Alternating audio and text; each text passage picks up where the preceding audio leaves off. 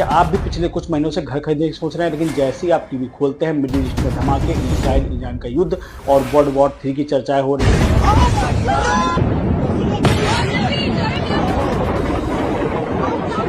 अब सबसे बड़ा सवाल यह है कि इस युद्ध की आग में आपके घर खरीदने का सपना राख हो जाएगा या फिर यही सही समय है प्रॉपर्टी में पैसा लगाने का। नमस्कार, अपनी संपत्ति यूट्यूब चैनल में आपका स्वागत है। अगर आप चैनल पर नए हैं तो वीडियो को लाइक और चैनल को सब्सक्राइब तुरंत कर लीजिएगा, फायदे में रहेंगे। इस वीडियो में हम आपको वो कड़वा सच बताएंगे जो बिल्डर आपको कभी नहीं बताएगा। पर चलिए वीडियो की शुरुआत करते हैं। युद्ध कहीं दूर 2 या 3 देशों के बीच में हो रहा है तो इसका हमारे ऊपर कोई प्रभाव नहीं पड़ेगा।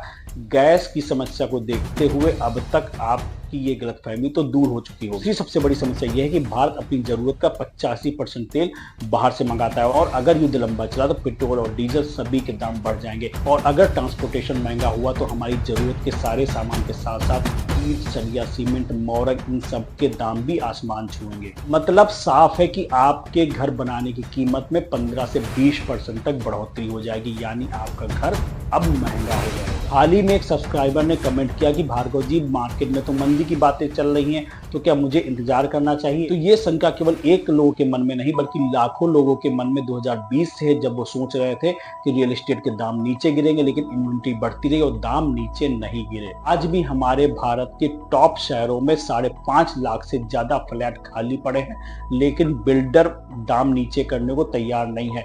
वो नए प्रोजेक्ट लाने की बजाय पुराने प्रोजेक्ट को होल्ड पर रख देते हैं। बात समझिए, ये कोई किसान की फसल नहीं है जो समय रहते खराब हो जाएगी इसलिए औने पौने दाम पर बेचा जाए, और बिल्डर ये बात अच्छी तरह से जानते हैं। आपको लग रहा होगा डिमांड कम है तो दाम गिरेंगे, यहीं पर हम गलती करते हैं। कोविड के समय में ही देखिए हमारे भारत में कितनी बड़ी परेशानी आई, लेकिन रियल एस्टेट के दाम नहीं गिरे। जिन लोगों ने उस समय रियल एस्टेट में पैसा लगा दिया, कोविड के बाद उनकी प्रॉपर्टी के दाम आसमान छूने लगे। बिल्डर के गेम को समझिए। देखिए ये बात सच है, युद्ध के समय बड़े बड़े निवेशक सोने और चांदी में निवेश करने लगते हैं। इस समय रियल एस्टेट में पैसे का फ्लो धीमा हो जाता है। जब पैसे का फ्लो धीमा होता है तो बिल्डर नए नए प्रोजेक्ट लाना बंद कर देते हैं, यानी आने वाले समय में सप्लाई कम होगी और जब डिमांड आएगी तब यही पुराने घरों की मांग बहुत तेजी के साथ बढ़ेगी। यही पुराने घर उनको बहुत अच्छा रिटर्न देंगे। वीडियो में आगे बढ़ने से पहले मैं आपको दिला दूं कि आपने अभी तक हमारे वीडियो को लाइक नहीं किया है और ना ही हमारे चैनल को सब्सक्राइब किया है, तो हमारे वीडियो को लाइक कर दीजिए और चैनल को सब्सक्राइब जरूर कर लीजिए। पूरे वीडियो का निचोड़ कि हमें क्या करना चाहिए। देखिए पहली बात, अगर आप घर रहने के लिए खरीद रहे हैं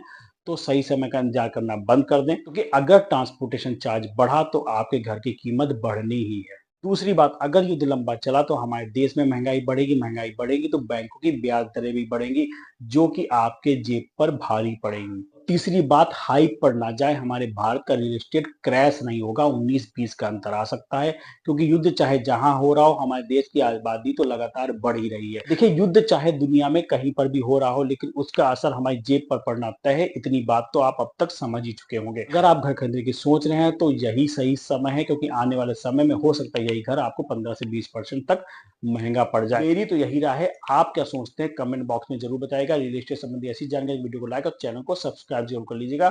धन्यवाद।